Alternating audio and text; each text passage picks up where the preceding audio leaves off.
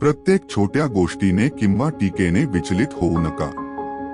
जर तुम्ही प्रत्येक गोष्टीला प्रतिसाद देत राहिला तर तुम्ही तुमची मानसिक शांतता गमावता.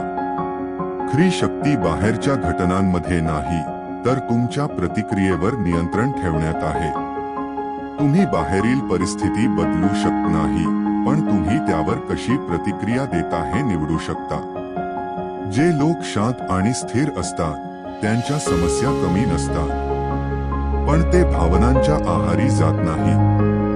ते विचार करून प्रतिसाद देतात. तुमच्या मनाला असं प्रशिक्षित करा की तुम्हाला छोट्या छोट्या गोष्टींनी फरक पडणार नाही. भावनिक उद्रेक टाळा. यातच खरी शक्ती आहे. जेव्हा कोणी टीका करतं तेव्हा लगेच प्रतिक्रिया देऊ नका. थांबा. विचार करा, त्या टीकेत काही तथ्य आहे का? असेल तर त्यातून शिका, नसेल तर सोडून द्या. प्रत्येक मत महत्वाचं नसतं. लोकांच्या मान्यतेची गरज बाळगू नका. तुमचं स्वतःबद्दलचं मत जास्त महत्वाचं आहे.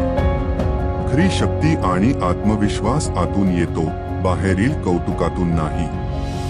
जेव्हा परिस्थिती कठीण होते किंवा तुमच्यावर दबाव येतो तेव्हा शांत राहा. खोल श्वास घ्या. लक्षात ठेवा, तुम्ही तुमच्या भावनांवर नियंत्रण ठेवू शकता.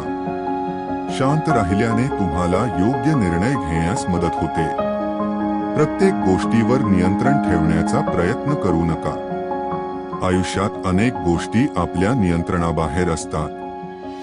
जे तुमच्या हातात नाही ते सोडून द्यायला शिका. यामुळे मन शांत राहतं.